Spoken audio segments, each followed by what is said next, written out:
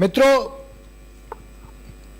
हर किसान की अपनी समस्या है, खेती की अपनी समस्या है, मगर ये सारे के बीच में एक प्रोडक्ट ऐसा है यूनिक कि जो बहुत कम मात्रा में अगर आप लगाओ पेड़ उसके, तो भी आने वाले समय में वो करोड़ों रुपए की इनकम दे सकता है।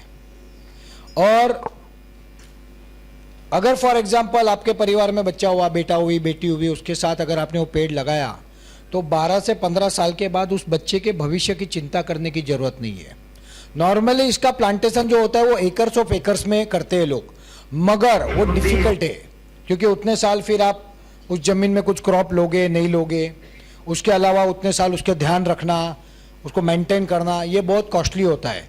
तो इस प्रोडक्ट को लेके, इस पेड़ को लेके हम भविष्य में एक यूनिक कॉन्सेप्ट को लेके आ रहे हैं, और उस कॉन्सेप्ट के थ्रू आपके घर के आसपास जो खुली जगह होती है वहीं पे उस पेड़ को आप लगाओगे और वो पेड़ आपको 12 से 15 साल बाद करोड़ों रुपए की इनकम देगा। और वो कॉन्सेप्ट है हर घर चंदन, घर घर चंदन। और इसको आपको समझाने के लिए मैं आमंत्रित करना चाहूंगा हमारे great dashing young dynamic leader Bharat भाई पाचानी। वेलकम सर, जोरदार तालियां।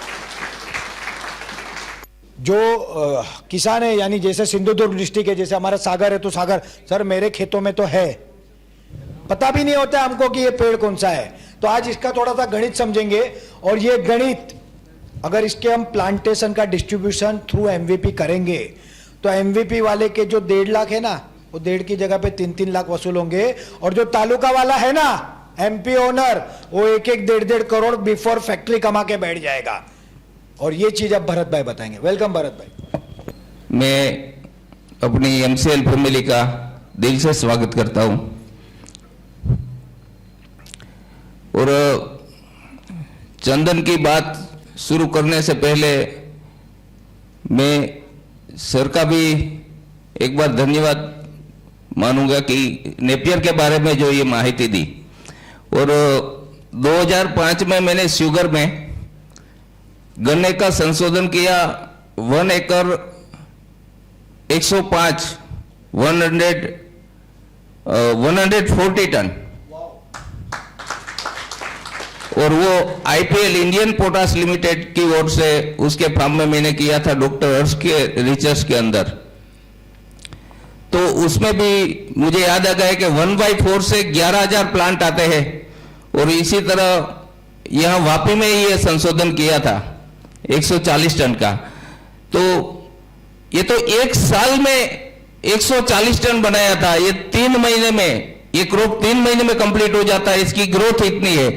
तो बिल्कुल, और मैंने 1 साल पहले लवेश सर को भी एक फाइल बना के दी थी, गुजराती में थी, जिसमें मैंने 350 टन का उत्पादन कैसे आता है उसका पूरा कैलकुलेशन करके दिया था।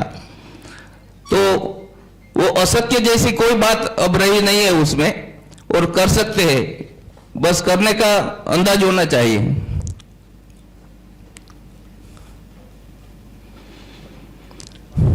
और चंदन के बारे में बताने में मैं आपको एक बात कहूंगा कि चंदन काफी साल से, पुराने युग में भी उसका उल्लेख है।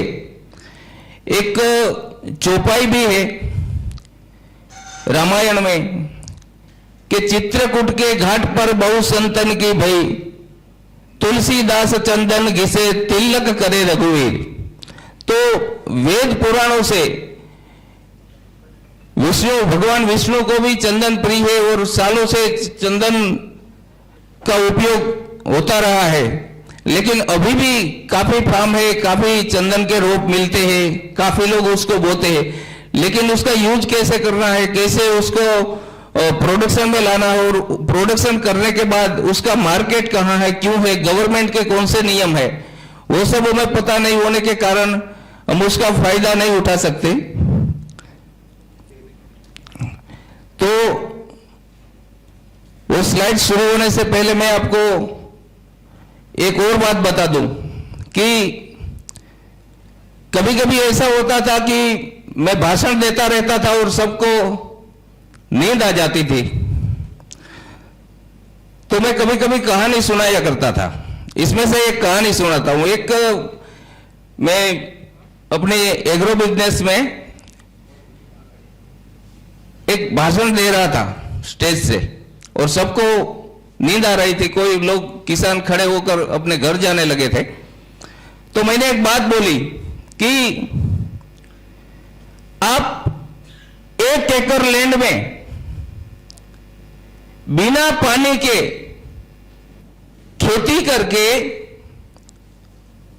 और वो भी ऐसे सूट पहन के जाने का और मारुति में घूमने का और आराम से इतनी इनकम कर सकते हैं। तो सब बैठ गए वापस कि अब तो सुनने लायक है कुछ। सॉरी, मैं बाद में सुना देता हूं आपको। ये स्लाइड बनाई, ऊपर लिखा है, गुजराती में लखेलू है हेमना वावेतर, और नीचे आप सब ये भाषा शायद समझ ना पाए तो लिखा है प्लांटेशन ऑफ गोल्ड। इसमें 3 गोल्ड के प्लान है। एक तो है अपनी गाय माता, कि वो भी हमें सोने के समान भी कमा सकते हैं हम, उसकी सब प्रोडक्ट से, उसके गौमूत्र से लेकर सभी जगह पर। और एक ये चंदन के बारे में बोलने से पहले मैं एक बता दूं कि ऐसा ही हमारे एमसीएल में एक कोलार प्लान, वो भी एक सोने का वावेतर ही हमारे सबके लिए इतना प्रोडक्शन होगा। तो इसी तरह मैंने शुरुआत करी थी मेरे खुद से कि भावनगर और धारी का हमारा जो प्लान आ रहा है, उसी प्लान में हम बाउंड्री पर चंदन बोने वाले थे। और कार्तिक सर से बात हुई और ये प्रोग्राम थोड़ा आगे बढ़ा और हमने ये फिक्स किया कि अब ये भी कर सकते हैं। तो ये चंदन मैंने आपको बताया ऐसे कि चंदन पहला इसको एक जटिल प्रक्रिया है उसका बीज को उगाने की, बाकी की सब प्रक्रिया वो जंगली वृक्ष है उसकी हिसाब से ही हो सकती है।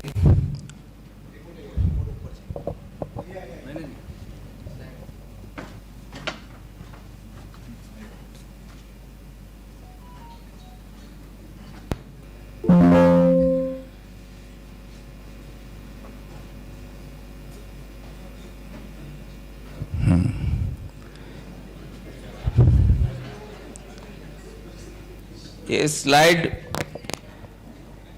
यहां जो लवेसर है तो मुझे लगा कि ये स्लाइड पे रख दूं यहां पर।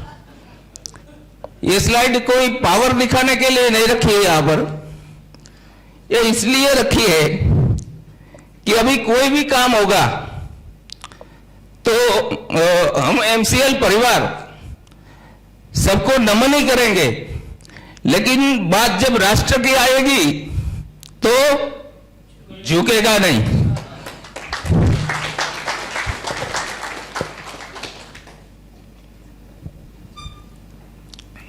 गवर्नमेंट के नियम, इसकी इनकम 100% टैक्स फ्री है। 2002 में केंद्र सरकार ने ये नियम निकाला है, उसके सभी परिपत्र भी मैं निकाल के रखने वाला हूं।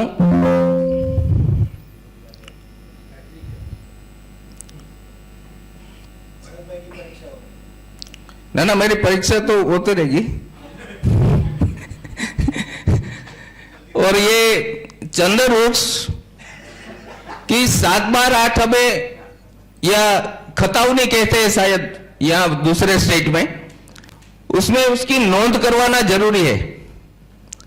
अगर आप गवर्नमेंट के हिसाब से सही तरीके से उसको लेना चाहते हो तो 1 साल के बाद उसको 7/8 में उसकी मंत्री को या तो अपने तहसीलदार को बुलाकर उसकी नोंदनी करवा सकते हो। और उसके कटिंग के टाइम पर उसके समकक्ष फॉरेस्ट की परमिशन लेनी पड़ती है। वो परमिशन लेने में आपको 20 रुपीज रॉयल्टी भरनी पड़ती है उसकी, और वो आप खानगी या तो गवर्नमेंट फॉरेस्ट डिपार्टमेंट के साथ उसकी बिक्री कर सकते हैं।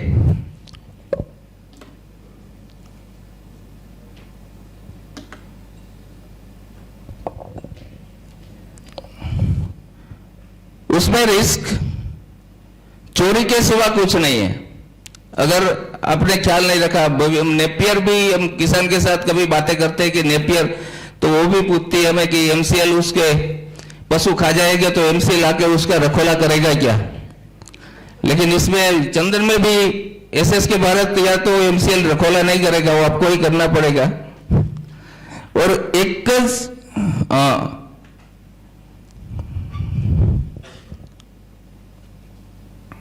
बाकी सिक्योरिटी के लिए मैं सब नहीं बताता आपको, टाइम कम है।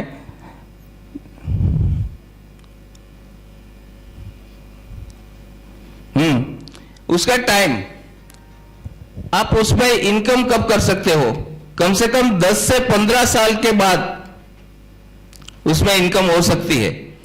लेकिन 7-8 साल में भी उसमें इनकम होती है, लेकिन जो मेन प्लांट होता है उसमें से आपको पूरी सुगंध के साथ उसकी पूरी वैल्यू चाहिए, तो इतना साल आपको रुकना पड़ेगा। और 7-8 साल में क्या कर सकते हो मैं आगे बताता हूं आपको।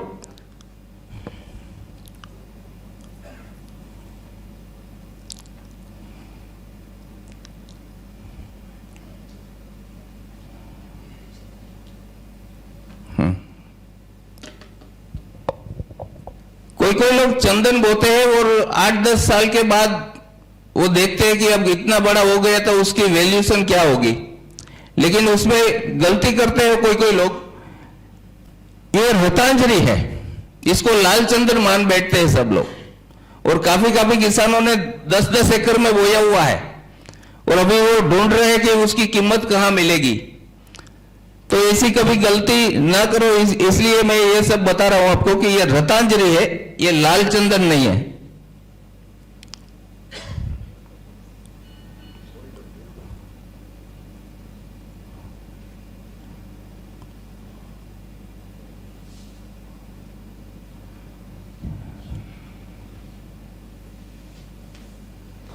ये है लाल चंदन के सीड्स,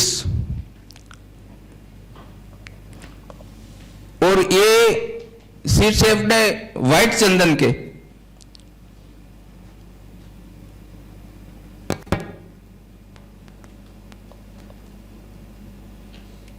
और ये सीड्स, जैसे हम सीड ट्रीटमेंट की बात अभी कर रहे थे, सर ने बताया सीड ट्रीटमेंट, ये चंदन का जो सीड आता है वो इतनी आसानी से हम उसको उगा नहीं सकते। हाँ, ये जो पक्षी खाते हैं जो बीज, वो बीज तुरंत उग जाते हैं, उसमें सीड ट्रीटमेंट कुदरती रीत से हो जाती है, उसको इतनी हीटिंग देनी पड़ती है और वो पक्षी के पेट में ही इतनी हीटिंग मिल जाती है और वो बीज तुरंत उग जाते हैं। ये सब ऐसे बीज है। और ये है अपना प्लांटेशन। 2 महीने में कम से कम हमारे 2 फार्म से हम 5 लाख का प्लांटेशन करके दे सकते हैं।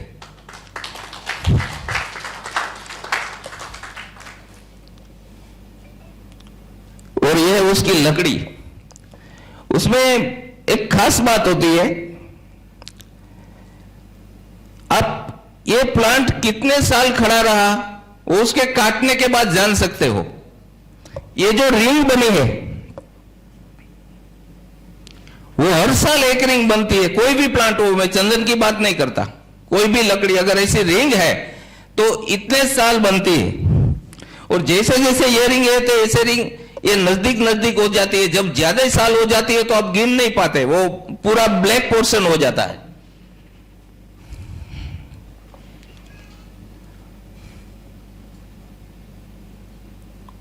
गॉड लव चंदन,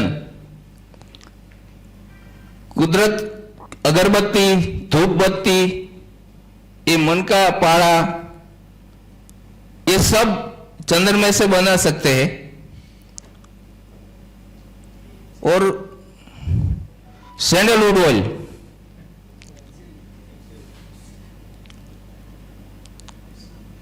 सर ने बोला था ना कि ब्रांड बनाने का, ये पहला ब्रांड निकाल दिया हमने।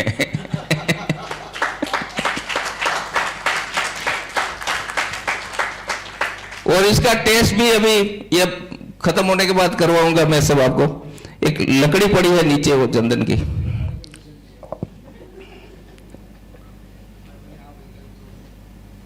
और ये सब चंदन से बन सकता है।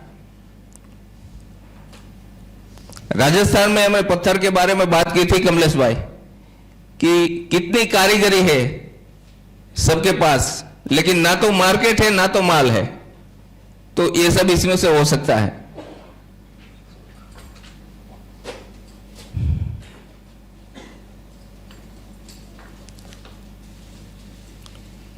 अभी अहमदाबाद में, गुजरात में सीधी सैयद की जाली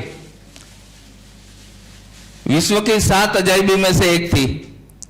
ऐसी तो हम टेबल में भी बना सकते हैं इस लकड़ी से।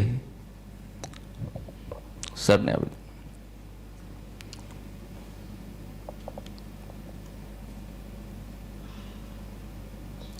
यहां थोड़ा रुकूंगा और बाद में मैं पूरा करूंगा, क्योंकि अभी तो मैं दिखाता गया, बातें करता गया आपके साथ। ये जीरो से हीरो, अभी इसमें आप में ज्यादा जीरो ही दिखाई देंगे। आप देख सकते हो स्लाइड पर जीरो की संख्या, और इसमें कोई अतिशयोक्ति नहीं है। खास बात यह है क्योंकि लिखना और प्रैक्टिकल दोनों अलग अलग बातें, ये सब प्रैक्टिकल करके लिखी हुई बातें हैं। तो मैं अभी एक कहानी सुनाने की बात कर रहा था आपको, और मैंने बंद कर दिया। वही कहानी है यहां पर है कि आप 1 हेक्टर में 1000 प्लांट सैंडल के लगा सकते हैं सिर्फ बाउंड्री पर, और उसी बाउंड्री पर हम 14 ईयर में 100 से 200 केजी हार्डवुड और 200 से 400 केजी एंटरवुड निकाल सकते हैं उसमें से, चंदन में से। और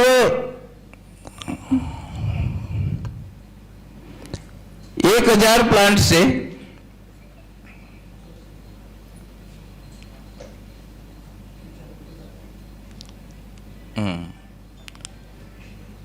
हार्डवुड की मैं बात करूं आपको तो 1000 प्लांट सैंडल्स 14 ईयर और 100 से 250 केजी हार्डवुड, कवरवुड 200 से 400 केजी।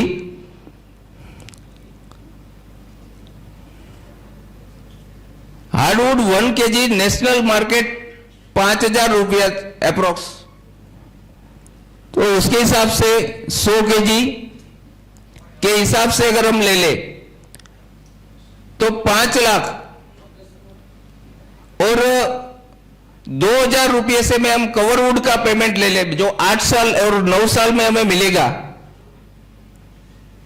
तो टोटल फिगर 10 लाख रुपया होता है। ये मिनिमम फिगर मैंने आपको बताया कि एक प्लांट से हमें 14 साल में मिल सकता है, और 1 हेक्टर की बाउंड्री में हम 1000 प्लांट लगा सकते हैं, और वो प्लांट 14 ईयर तक कोई किसान, किसी को कम जमीन है तो भूखा नहीं बैठ सकता कि हम कुछ ने लगा दिया और 14 साल तक हमारी इनकम ही ना हो, तो किसान ऐसा कभी नहीं करेगा, क्योंकि उसको भी जीना है, उसकी फैमिली है। तो इसके लिए मैं थोड़ा पीछे जाता हूं। उसके साथ अब 1000 प्लांट मोरिंगा लगा सकते हो। सिर्फ बाउंड्री की बात कर रहा हूं मैं, खेत की बात नहीं कर रहा हूं। और 1000 प्लांट अलग अलग, लेकिन सिर्फ मोरिंगा ही बात करो, सिर्फ मोरिंगा 1000 प्लांट लगाया, उसकी इनकम भी आपको सालाना 10 लाख मिल सकती है। एक साल में अलग अलग प्लांट, जैसे मैंने बेंगल, चिली, ये मेरी भाषा में ये इसका लैटिन नाम लिखा है, गलका, तुरिया, साग भाजी के नाम है सब। तो 3, 4, 5 आइटम कम से कम 15 फीट बाउंड्री पे लगा सकते हैं, और 15 फीट की बाउंड्री से हम 38 लाख रुपया कमा सकते हैं एक साल में। उसमें से चंदन नहीं आया अभी, इसका पूरा कैलकुलेशन, अभी टाइम कम है तो मैं इसको हिंदी और इंग्लिश की फाइल ग्रुप में डाल दूंगा, आप सब देख लेंगे। नमस्कार। Thank you very much Bharat भाई। मैंने आपको एक बात बताई और भरत भाई ने एक बात बताई कि चंदन में खतरा क्या है? चोरी का। अगर आपने खेत में लगाया है, 14-15 साल का पेड़ हुआ और कोई काट के लेके गया, आपकी सारी मेहनत जीरो। मगर अगर आपने वो घर के बाजू में लगाया तो कोई चोरी कर सकता है क्या? आजू बाजू में लगाया तो उसके लिए ना अलग जमीन चाहिए, ना अलग खेत चाहिए, ना अलग प्लानिंग चाहिए, ना प्रोविजन चाहिए, कुछ नहीं चाहिए। घर के बाजू में एक चंदन और उसके साथ लगता है स्प्रिंगवेल या मोहगनी। स्प्रिंगवेल और मोहगनी लकड़ा देता है 5 साल में, मतलब 15 साल अगर चंदन चलेगा तो 5 साल में 3 बार कटिंग लेके वो भी आपको इनकम देगा। और चंदन का मैं किसी को रिक्वेस्ट करूंगा, गूगल सर्च करो wholesale rate of chandan wood, please check करके कोई बताए मुझे। सागर सर बताइए, wholesale rate of sandalwood, what is the rate per ton, per kilo, जो भी होगा, पर केजी बताओ।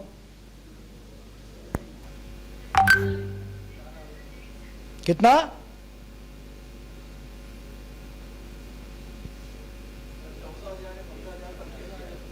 गूगल क्या बता रहा है वो पूछ रहा हूं मैं, गूगल क्या बता रहा है? मुझे भी पता है रेट।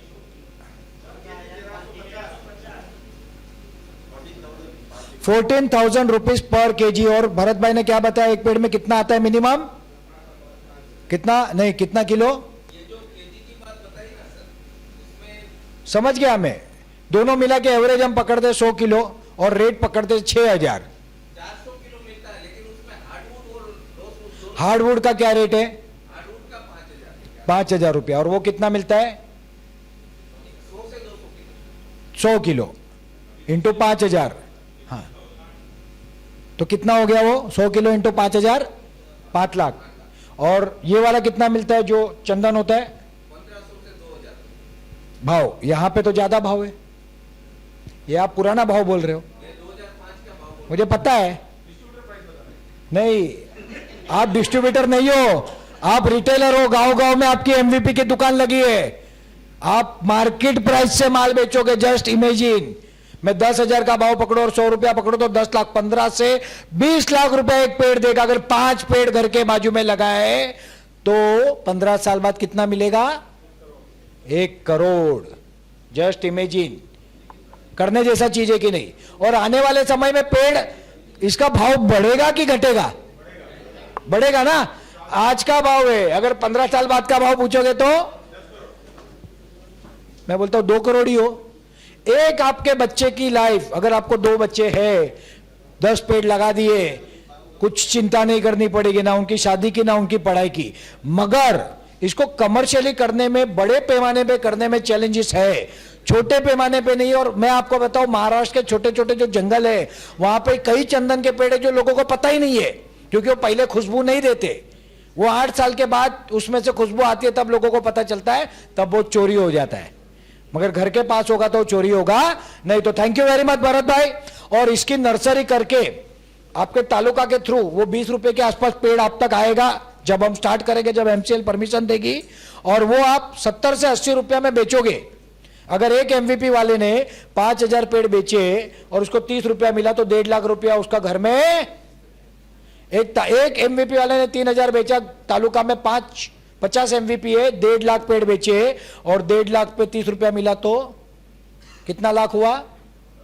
45 लाख रुपया, 50 लाख रुपया। अभी तो फैक्ट्री की बात ही नहीं की, ये तो परमिशन नहीं देते, नहीं तो पैसे का अंबार लगा दे हम। इतने प्रोडक्ट है, इतना काम है, आएगा राइट टाइम वो भी करेंगे। So thank you very much Bharat भाई, जोरदार तालियां भरत भाई के लिए।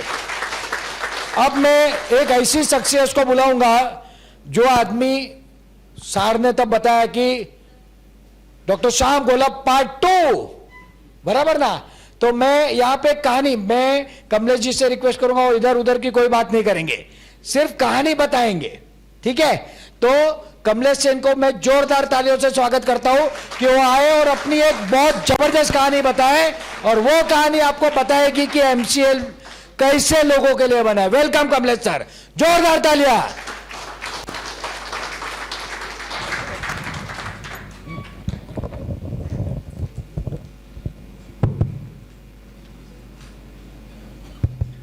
सभी को नमस्कार। भरत भाई का फॉर्मूला सुना आपने, और मुझे लगता है कि 10-15 साल बाद जब कोई शादी का रिश्ता लेके आएगा तो वही बोलेगा मेरे घर में 10 चंदन के पेड़ हैं। तो एमसीएल क्या है, कैसा है, क्यों है, ये तो मुझे समझाने की जरूरत ही नहीं है। मैं यहाँ बोलूंगा तो छोटा लगूंगा, तो मुझे वो तो समझाना ही नहीं था। मुझे ये समझाना कि आप कौन हो और आपकी वैल्यू आगे जाके क्या होने वाली है, थोड़ा सा मैं इसके बारे में समझा देता हूँ। अब मुझे सर ने तो एक सब्जेक्ट पकड़ा दिया कि ज़्यादा कुछ बोलना मत तो ठीक है, थोड़ा बहुत बोल के चले जाएंगे। बेसिकली आप कौन हो वो समझो पहले, और आप यहाँ क्यों बैठे हो, और साथ में जो आगे जो बैठे हुए हैं वो लोग कौन हैं, इनके बारे में समझना बड़ा जरूरी है।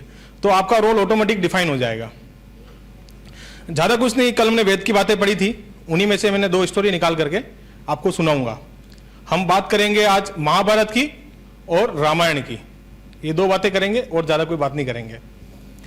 तो महाभारत में एक पात्र है अर्जुन, सुना सबने उनका नाम? यस। तो अर्जुन को जब श्री कृष्ण भगवान ने युद्ध करने के लिए बोला तो अर्जुन ने युद्ध करने से मना कर दिया महाभारत का, कि मैं ये युद्ध नहीं कर सकता, सामने मेरे भाई खड़े हुए हैं, मैं उनसे युद्ध नहीं लड़ पाऊंगा।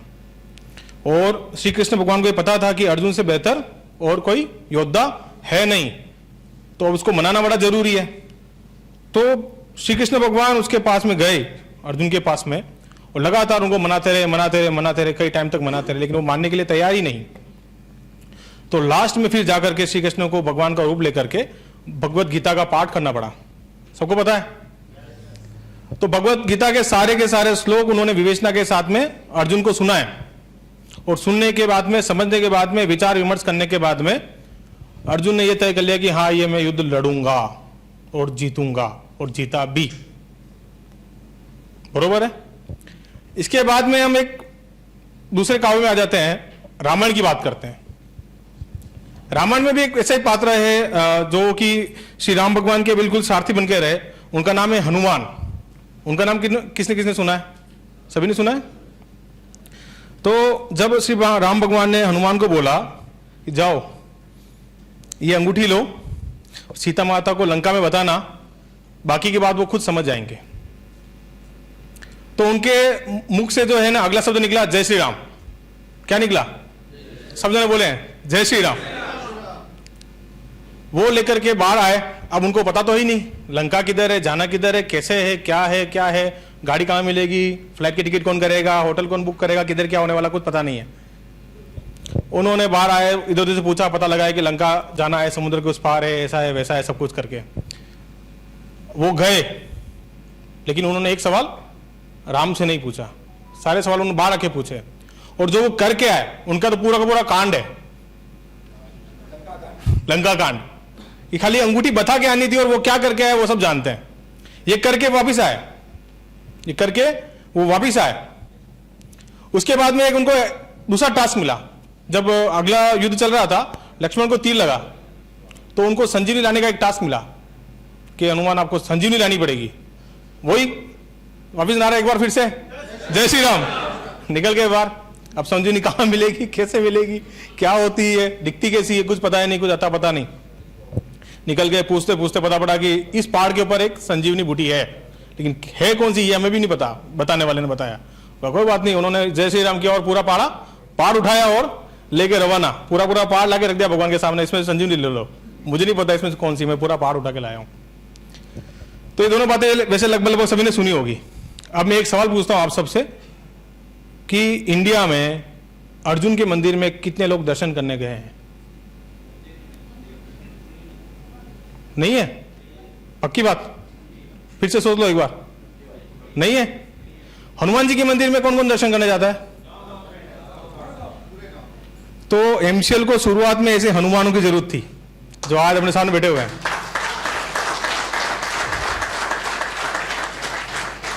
कार्तिक सर तो बोलते हैं कि कोलार प्लाट एक मंदिर है, और मैं देखता हूं कि ऐसे मंदिर हर तहसील बनने वाले हैं, और वहां के हनुमान कौन है?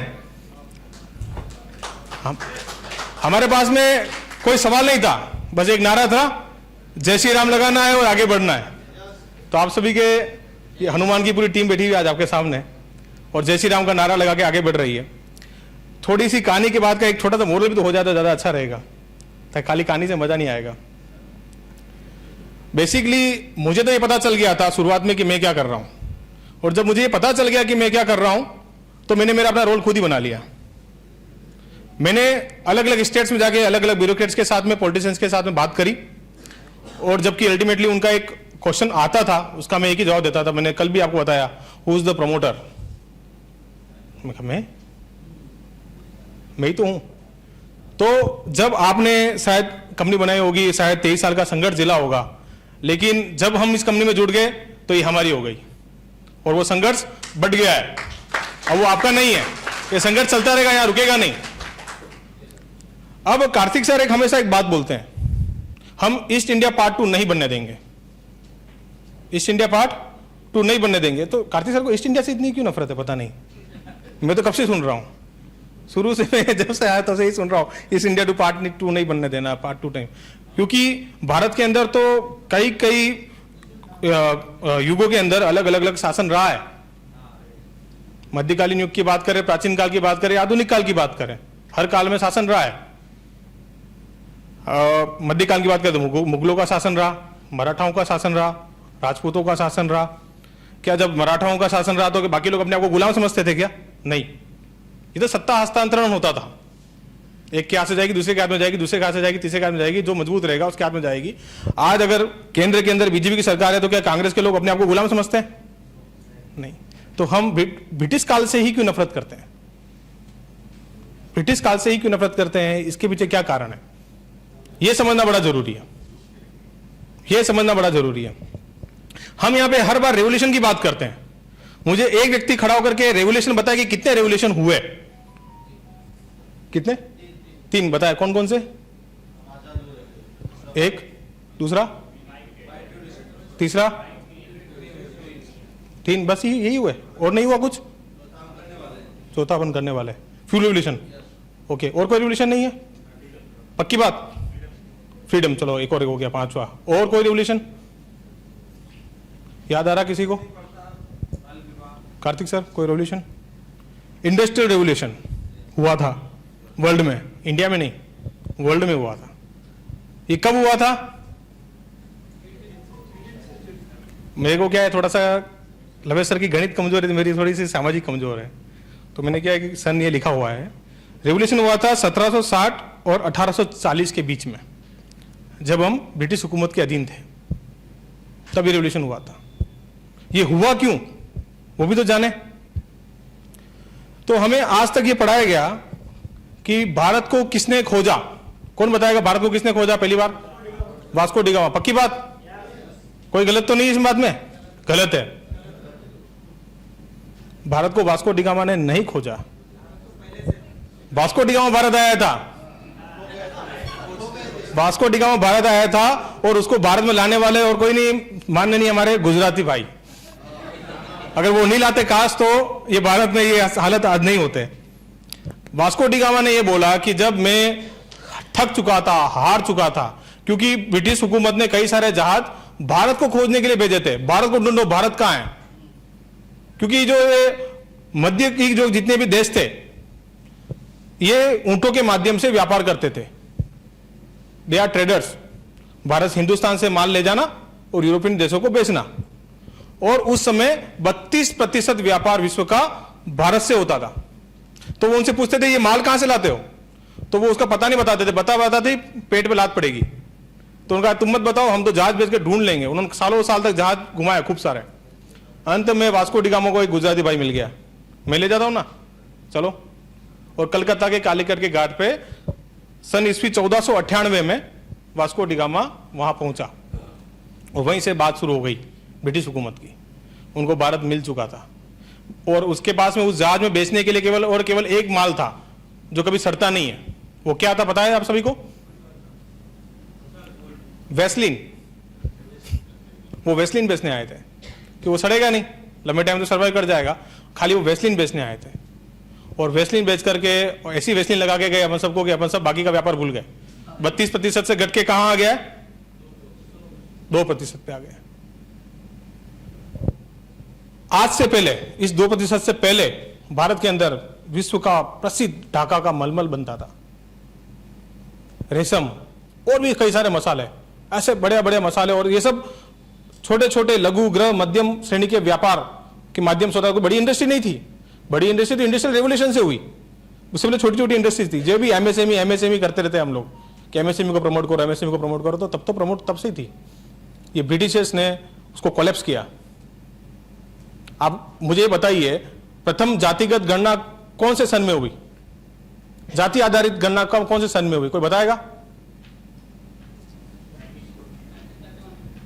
शिवाजी महाराज ने करवाई, महाराणा प्रताप ने करवाई। प्रथम जातिगत गणना किसने करवाई? ब्रिटिशर्स ने करवाई 18वीं सेंचुरी के अंदर। उनसे पहले हम समझते नहीं जातिगत गणना भी होती है क्या? ये जातियों के आधार पर बांटा जाएगा क्या? क्या धर्म के आधार पर बांटा जाएगा क्या? क्या भाषा के आधार पर राज्य बनेंगे क्या? किसी को नहीं पता था। भाषा के आधार पर राज्य बने, जातियां बटी, ये सब बांट बांट करके उन्होंने उस पर व्यापार किया और हमको बताया इंडस्ट्रियल रिवोल्यूशन क्या कैसे किया। अब इस आंकड़ा पकड़ो ना, 1498 में अगर वास्को डी गामा आता है और 1760 में 18 साल में वहां इंडस्ट्रियल रिवोल्यूशन होता है, तो ये गैप क्यों है? ये 1400 से 98 में 1500 सेंचुरी से लेकर 1700 से 200 सालों में इन्होंने क्या किया? यहां पर व्यापार सीखा, और सीख के क्या किया? Industrial revolution. कहां किया? ब्रिटेन के अंदर। और हमको क्या बोला? नौकरी करो, अच्छा पैकेज मिलेगा, 1 करोड़ 2 करोड़ 5 करोड़ 10 करोड़, बोलो क्या। और आज भी हमारे बच्चों को हम क्या बोलते थे? कहां नौकरी लगी? अमेजोन में, फ्लिपकार्ट में, क्या पैकेज है? और ये पैकेज, ओ मजा आ गया। कौन बात कर रहा बिजनेस की? कोई बात नहीं कर रहा बिजनेस की। मुझे बोला, मुझे ताने मारे, अरे बिल्कुल वेल सेटल गवर्नमेंट जॉब छोड़ के पता नहीं क्या बिजनेस करने घुस रहा है, आगे और प्रमोट हो जाएगा, प्रमोट हो जाएगा। मैं कहा नहीं, मुझे क्या करना मुझे पता है, वो मुझे पता चल चुका था। इसलिए 10 प्रोजेक्ट करने तक मैं एमसीएल के ऑफिस में नहीं आया, और जब मैं कार्तिक सर के एसएस के ऑफिस में भी नहीं आया क्योंकि उस समय ऑफिस था ही नहीं, तब मैंने बोला था मैं 100 कर दूंगा। अब तो टारगेट 5500 है। कार्तिक सर मुझे हमेशा डांटते रहते थे, तहसील बुक करो, तहसील बुक करो, तहसील बुक करो। मैं कहा करते करते थोड़ी थोड़ी क्योंकि तहसील बुक करनी पड़ती है, क्योंकि थोड़ा थोड़ा कमीशन मिलता है, तो उससे थोड़ा काम चलता है। तो मैं कहा ठीक है करते रहेंगे, लेकिन मैं एक काम पीछे से करता जा रहा था कि मुझे पता चल गया था कि थोड़ा सा इसको इजी बनाना पड़ेगा, हल्का सा इजी। तो मैंने एक फॉर्मूला बना दिया इसका। मैं चाहता हूं कि वो फॉर्मूला आप सभी फॉलो करें। फॉर्मूला है एस क्यूब। क्या है? S cube. S S and S, सरल, सुगम और सफल। यह फॉर्मूला में फॉलो करना है। मुझे एक ऊंजा के अंदर हम सेमिनार कर रहे थे, तो मुझे पूछा कि किसान के जुड़ने की क्या प्रक्रिया हो सकती है। मैं कहा जितनी चाहो उतनी मुश्किल हो सकती है और जितनी चाहो उतनी आसान कर सकते हो। आप चाहो तो 1 पेज का फार्म बनाओ या 4 पेज का बनाओ, वो आपके ऊपर डिपेंड करता है कितना आप उसको इजी कर सकते हो, सरल कर सकते हो, और आप तक आदमी पहुंच सके उसके लिए कितना सुगम रास्ता बना सकते हो। और फिर तीसरा जो पॉइंट है सफल, वो तो होना ही है। तो मैं ये एस क्यूब के फॉर्मूले पे काम कर रहा था अब तक, और काम का नतीजा ये निकला। मैं आज बड़ा एक्साइटेड था, मैंने लवे सर को बताया, मात्र 24 से 48 आवर्स के अंदर सारी परमिशन राजस्थान में मिल सकती है। कन्वर्जन से फ्री कर दिया। अगर एमबीपी कंप्लीट है, लैंड है और 15,000 किसान है, तो 24 से 48 घंटे के अंदर सारी की सारी परमिशन, खाली पैसों को छोड़ दो तो स्टेट से रिलेटेड सारी परमिशन 24 आवर्स में अंदर, और 24 आवर्स के अंदर कन्वर्जन, 48 आवर्स के अंदर ये सारा प्रोग्राम खत्म। अब तहसील बुक करने जाएंगे, मजा आएगा कि नहीं मजा आएगा? और मैं चाहता हूं ये हर स्टेट में हो। इसके पीछे का कारण है, अभी लवे सर थोड़ी देर पहले बोल रहे थे, हमने 500 सवाल तैयार किए कि हम कैसे मर सकते हैं और उनके 500 जवाब की कैसे जिंदा रह सकते हैं। कार्तिक सर ने बताया कि अभी हम यहां पे 130 लोग मौजूद हैं।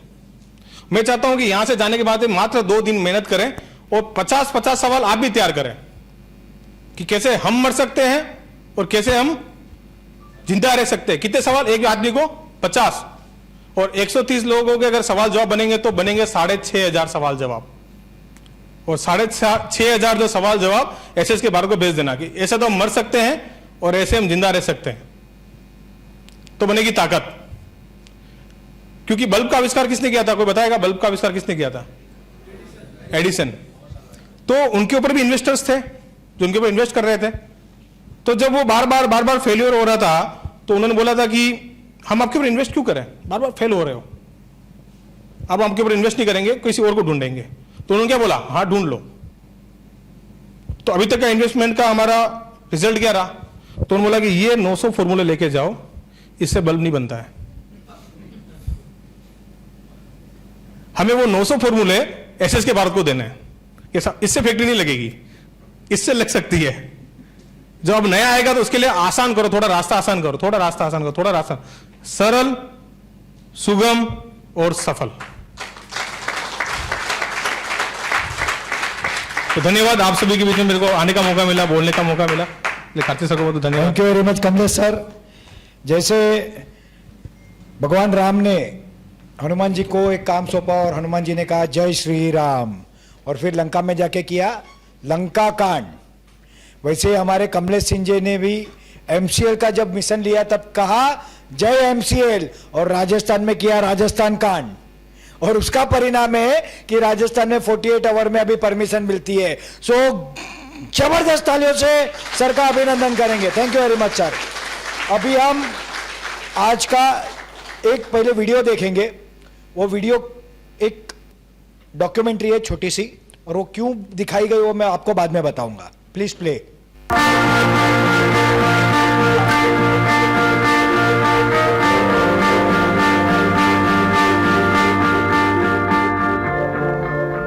ऊर्जा या एनर्जी किसी देश के विकास की रीढ़ होती है। खाना पकाने, पानी की सप्लाई, कृषि, परिवहन और दूसरी जरूरत की चीजों को मुहैया कराने में ऊर्जा महत्वपूर्ण भूमिका निभाती है।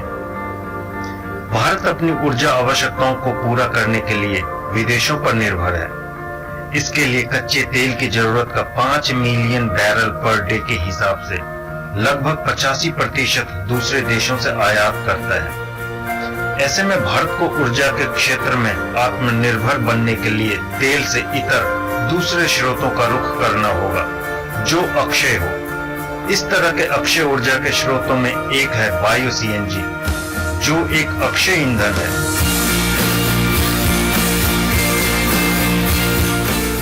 यह बायोगैस को रिफाइन करके प्राप्त किया जाता है। बायोगैस का उत्पादन किचन वेस्ट, फसल वेस्ट और अन्य अवशेषों से तैयार किया जाता है।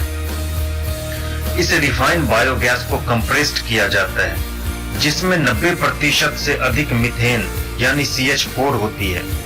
इसीलिए इसे ग्रीन रिन्यूएबल ऑटोमेटिव फ्यूल भी कहा जाता है। बायो सीएनजी का कैलोरीफिक वैल्यू 45,000 किलो जूल प्रति किलोग्राम से अधिक होता है, जो पेट्रोल के समान है। दुनिया के ज्यादातर देशों में ऊर्जा के लिए बायो सीएनजी का इस्तेमाल करते हैं। ये देश ईंधन के लिए नेपियर ग्रास उगाते, फिर उसे प्रोसेस करके बायो सीएनजी बनाते।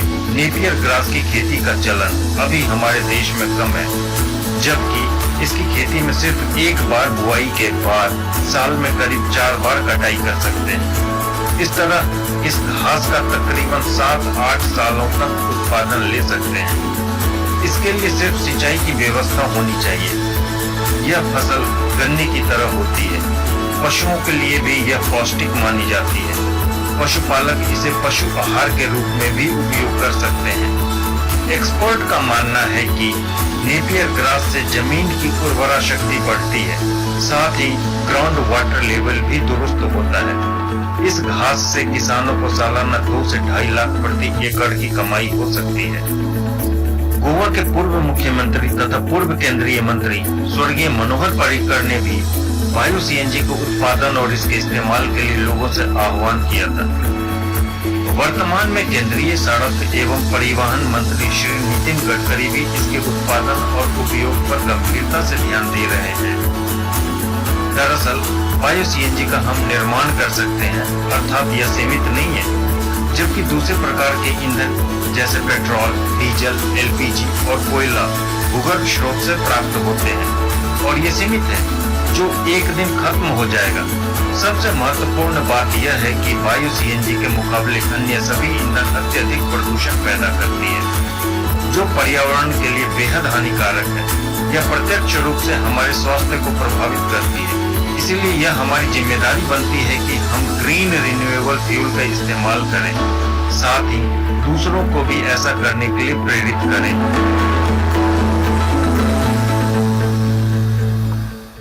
ये जो रिपोर्ट बनाई है वो एक पत्रकार ने बनाई है, और ये पत्रकार ने रिपोर्ट भी बनाई, इसमें जो आवाज है वो भी उसी पत्रकार का है।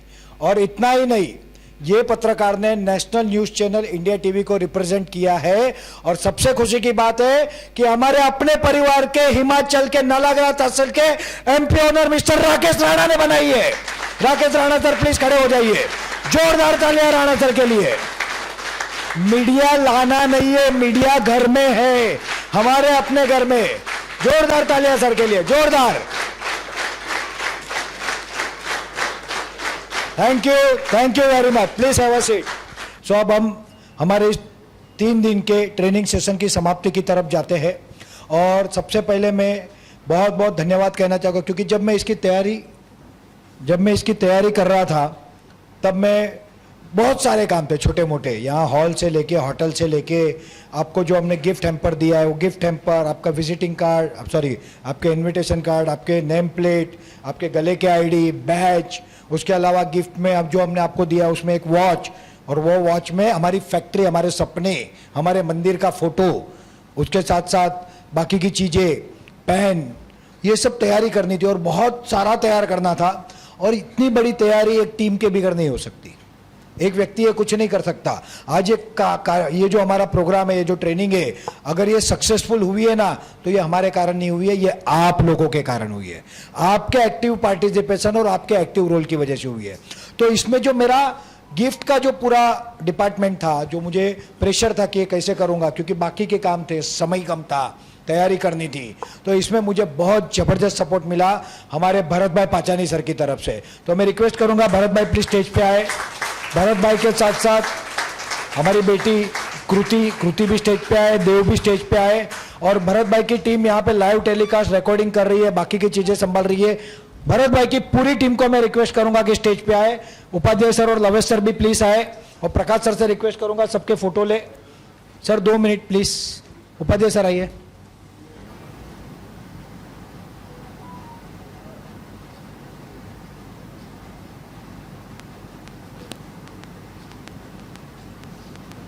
Thank you very much, please take your seats. ये वो टीम है जिनके जबरदस्त सपोर्ट के बगैर ये इतने अच्छे से हम नहीं कर सकते। अब आप लोगों को सपोर्ट करने के लिए, आप लोगों के from booking to documentation to आपके तालुका के जो भी वर्क होते हैं, जो भी प्रॉब्लम्स होते हैं, जिसमें एमवीपी से लेके एमवीपी किट से लेके शेयर ट्रांसफर से लेके आपके प्रोजेक्ट कंसर्न, आपके भविष्य की प्लानिंग के लिए रिसर्च एंड डेवलपमेंट, ये काम में आपकी अपनी company SSK Bharat management and media private limited की टीम लगी हुई है। और मैं उस टीम का इंट्रोडक्शन करना चाहूंगा आपसे, क्योंकि आपको पता होना चाहिए कि किस काम के लिए आपको किससे बात करनी है। और ये अगर मैंने कर दिया तो मेरा भी काम हल्का हो जाएगा, ठीक है ना। So let's begin. ये हमारे ऑफिस में, ऑफिस हेल्पिंग में है Mahendra sir. Accounts department Bhavik Pandya sir और सोनिया लोबो मैडम, ये आपका पूरा अकाउंटिंग डिपार्टमेंट देखते हैं। हमारे केस में जो हमारा सिस्टम है वो इतना कॉम्प्लेक्स है कि नॉर्मल जैसे कॉर्पोरेट कंपनी में होता है वैसे नहीं होता है। और इनको सिखाने के लिए भी हमको बहुत समय लगा है, but now they are ready. और आप सबके साथ अभी वो कोऑर्डिनेट करके सारी चीजों को क्लियर कर रहे हैं। देन सी इज कामिनी पुजारी, वाइस प्रेसिडेंट एडमिनिस्ट्रेशन। आपका जो भी डॉक्यूमेंटेशन होता है related to MVP, share transfer, MVP kit, ये सारा कामिनी देखती है। इनके बारे में अगर मैं कहूं तो टेक्निकली एज अ कॉर्पोरेट जब कोई महिला मतलब डिलीवरी होती है तो हम 6 महीने की ऑफिशियल लीव देते हैं, मगर ये लड़की विद इन 1 मंथ उसने ऑफिस ज्वाइन की थी। हमको डांटना पड़ता था डोंट कम टू ऑफिस, मगर वो नहीं रुकती थी। और इस तरह का डेडिकेशन के साथ ये काम करते हैं, इसके लिए जोरदार तालियां होनी चाहिए। ये है आपकी एमवीपी टीम, कामिनी मैडम के under Sheetal madam, Vishwanath Padwal sir, Madhavi madam और पूजा सुरवे मैडम। ये वो टीम है अभी एमवीपी पे काम कर रहे हैं। जैसे सर ने बताया कि हमको 2.60 लाख ग्राम पंचायत है देश में, 7.5 लाख गांव है। जब इतने बुक होंगे, हजारों में बुकिंग होगा, तो ये कैसे हैंडल होगा, उसकी तैयारी हमने आज से की है। कामिनी मैडम के अंदर 4 अलग अलग टीम रेडी हो रही है। ये टीम आगे जाके उनके नीचे टीम होगी जो एमवीपी का सारा काम संभालेगी, और वो तैयारी आज से हमने की है। ये वो टीम है। Then Poonam madam, she is head of department of bookings, promotion, marketing and new form filling. जब आप, क्योंकि आप सब सीनियर लीडर हो, और आपका टीम, आपका फैमिली तब बनता है जब कोई नया व्यक्ति, नया तालुका आपके अंदर आता है। और वो फॉर्म फिलिंग से लेके, गूगल फॉर्म पहले थे, अभी सॉफ्टवेयर हो गया है, सॉफ्टवेयर फिलिंग से लेके, उसका डॉक्यूमेंटेशन से लेके, इंटरव्यू से लेके, उसके रिजल्ट से लेके, डिक्लेरेशन तक सारा जो देखती है वो अभी पूनम मैडम देखती है। उनके साथ माधवी मैडम थी, उनको अभी हमने MVP में शिफ्ट किया, बट डेफिनेटली बाकी लोग भी उनको सपोर्ट करते हैं। तो पूनम मैडम का डिपार्टमेंट है बुकिंग्स। देन नेहा मैडम, सबसे ज्यादा परेशान आप इनको ही करने वाले हो, क्योंकि अभी टाइम ही वो आ रहा है। प्रोजेक्ट्स, बराबर ना? प्रोजेक्ट टीम में vice president project Neha ma'am है। नेहा मैम का एक बहुत अच्छा अनुभव रहा है रिलायंस के साथ काम करने का, डिस्पेंसर यूनिट बनाने वाली कंपनी के साथ काम करने का, और अभी वो हमारी प्रोजेक्ट टीम को लीड करती है। जब प्रोजेक्ट से रिलेटेड कोई समस्या हो, कोई क्वेरी हो, कोई डाउट हो, कोई डॉक्यूमेंटेशन चाहिए, पैसों से रिलेटेड कुछ पूछना हो, तो आप उसके लिए आपको नेहा मैम का संपर्क करना है। नेहा मैम के साथ साथ हमारे जो पहले जब MCL ड्राइंग दे रही थी मगर उसमें देरी हो रही थी, तो हमारे वसंत दंडगे अप्पा, ये वो व्यक्ति है जिसके अंडर, दिखते बहुत सादे ऐसे ही रहते, मगर he is a mechanical engineer from Bhagubhai, is not a normal person. और भारत में बांद्रा कुर्ला कॉम्प्लेक्स में डायमंड मार्केट का बिल्डिंग, डायमंड बुश बोलते हैं, उसका फायर एंड सेफ्टी का ड्राइंग सब इनके हाथों से हुआ है। इज वेरी एक्सपीरियंस पर्सन, और ये व्यक्ति वो ड्राइंग करके देते थे। नाउ उनकी जिम्मेदारी है भविष्य में जो हम प्रोजेक्ट करने जा रहे हैं वो करना। तो is a consulting vice president research and development. अभी इनसे डायरेक्ट आपका लेना देना नहीं है, बट अगर पैसों के ड्राइंग में कोई समस्या आई, कोई और ड्राइंग में कोई समस्या आई, तो नेहा मैम को सॉल्व करने के लिए वसंत दंडगे, जिनको हम अप्पा कहते हैं, वो हेल्प करते हैं। मैं बचपन से इनको जानता हूं, ऐसा नहीं कि ये मेरे लिए कोई नए व्यक्ति है। This is a new team, entire new team. Project execution team, Pranay Jadhav, Prateek Patel, Rohan Baile, Nilesh More. Pranay Jadhav ये अभी प्रोजेक्ट्स में परमिशंस के लिए हम इसको तैयार कर रहे हैं। प्रतीक पटेल यहाँ पे है, मेरे मित्र है महेश पटेल, उनके मित्र है राजू शाह, राजू पालघर, और जो पालघर जिला के शिवसेना अध्यक्ष थे, जिनको 3 दिन पहले निकाल दिया गया क्योंकि वो एकनाथ शिंदे के आदमी है। तो आपके परिवार का टच अब चीफ मिनिस्टर तक महाराष्ट्र में आराम से डायरेक्ट है, और उनको भी हम तैयार कर रहे हैं परमिशन के लिए। मेरा क्लोज फ्रेंड रोहन बैले और नीलेश मोरे, जो बांद्रा में गवर्नमेंट कॉलोनी है, जहां पे 5,500 से 6,000 गवर्नमेंट वालों के स्टाफ से, और महाराष्ट्र के हर गवर्नमेंट डिपार्टमेंट के लोग वहां पे है। ये दोनों को हम तैयार कर रहे हैं फॉर आपके, जब आप अलग अलग डिपार्टमेंट में जाते हो, आपको लोग परेशान करते हैं, गोल घुमाते, क्योंकि आप उतने ट्रेन नहीं हो, आपको उतना पता नहीं है, तो आप उनको कभी पूछ नहीं पाते। वो व्यवस्था SSK Bharat management and media के अंडर हमारा अपना मीडिया चैनल जो कि YouTube पे होगा, और 2 नेशनल लेवल न्यूज़पेपर हम आने वाले 3 महीने में ला रहे हैं। बाकायदा प्रेस के नाते वो जाएंगे और पत्रकार के नीचे नाते पूछेंगे, भाई इनका काम क्यों नहीं हो रहा है। और मेरा एक्सपीरियंस ये कहता है, पत्रकार का काम रोकने की किसी के अंदर ताकत और हिम्मत नहीं है। तो ये टीम हम तैयार कर रहे हैं। Then Bhagyashree ma'am, vice president planning strategy and growth. आज अगर पूरी ऑफिस की जिम्मेदारी, मतलब मुझे कुछ जिम्मेदारी देनी होती है, मैं उनके कंधों पे दे देता हूं, मैं भूल जाता हूं, वो देख लेते हैं, वो सारे लोगों से कोऑर्डिनेट करते हैं। और ये पूरा डिपार्टमेंट, आप लोगों में से भी बहुत लोगों को पता है कि जब कुछ प्रॉब्लम्स आते हो तो आप उनको परेशान करते हो, और वो आपका काम करा के देती है। तो ये भाग्यश्री मैम है। डेफिनेटली मैं तो हुई हूं, मैं कहा जाऊंगा, बट मेरे सीनियर एडवोकेट श्याम शंकर उपाध्याय, अगर इन्होंने मुझे पकड़ के नहीं लाया होता ना, तो ना मैं होता ना आप होते। तो जोरदार ताली उपाध्याय सर के लिए। और इसी के साथ साथ SSK भारत के फैमिली के जितने लोग यहाँ पे हैं, इंक्लूडिंग रोहन एंड नीलेश, जो भी है, प्लीज कम ऑन स्टेज। सारे लोग स्टेज पे आ जाइए प्लीज, इमीडिएटली, फास्ट।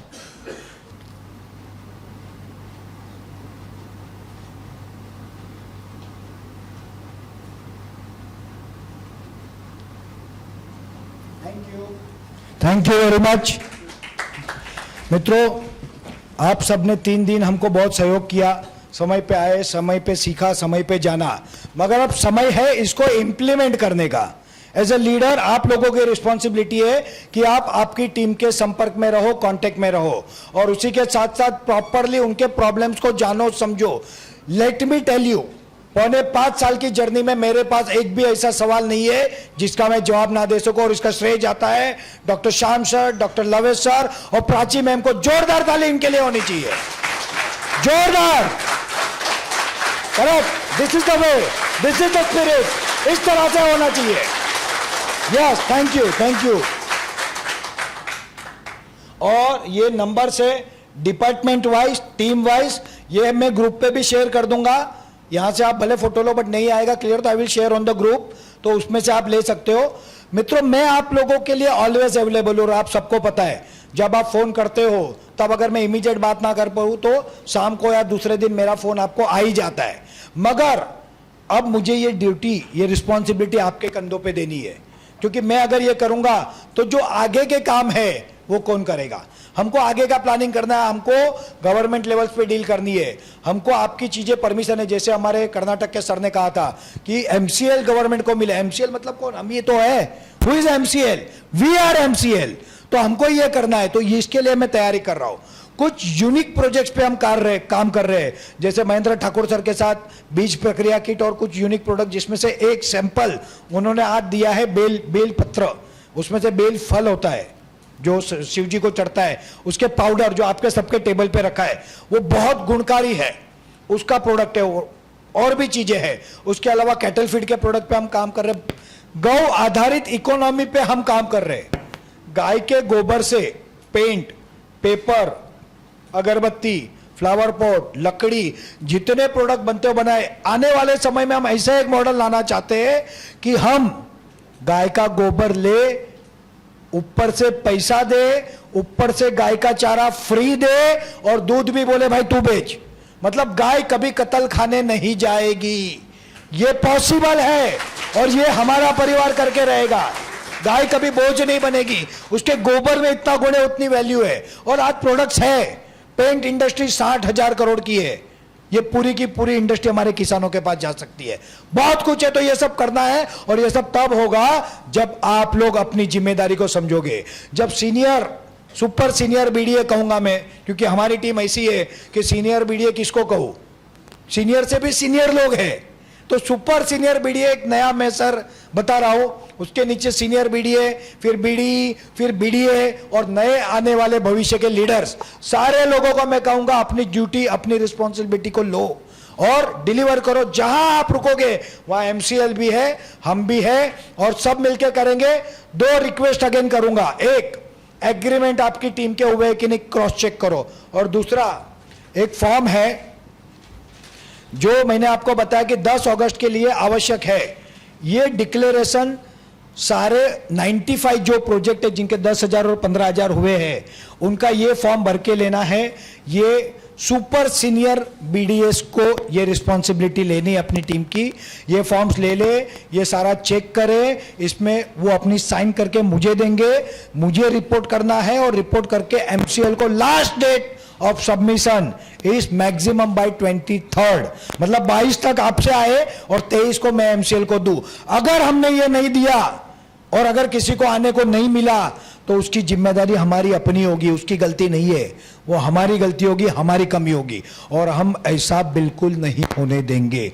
सो मित्रों, इसके साथ साथ मैं बहुत खुशी के साथ, बहुत आनंद, उमंग, उत्साह, क्योंकि आज जिस तरह से सर ने हमको गाइड किया, जो हमको पिक्चर दिखाया ना, वो तो धमाल था, धमाल। मगर फिर भी मैं कहूंगा ये तो सिर्फ झांकी है, पिक्चर अभी 10 अगस्त को पता चलेगा कि पिक्चर क्या है, और तब आग लगेगी। तो अपने आप को मजबूत करो, सक्षम करो, अपनी सेहत का ध्यान दो, तबियत का ध्यान दो, दिल से काम करो। और what is our next target? Correct. Bharat में आज अराउंड 750 तालुके बुक किए हैं, उसमें से 375 तालुके आप लोगों ने बुक किए। आप लोगों के लिए जोरदार तालियां, सबके लिए। हमें तालुका बुक करना नहीं है, हमें एंटरप्रेनर नहीं लाना है, हमको इस अपॉर्चुनिटी को देश के कोने कोने तक पहुंचाना है, and that is our mission. और इसके साथ साथ मैं आज के इस कार्यक्रम की समाप्ति की घोषणा करता हूं। बहुत बहुत धन्यवाद। Thank you very much. Wish you all good luck, wish you all grand and success. All the best, take care, bye bye, Suman Mahantu. Thank you.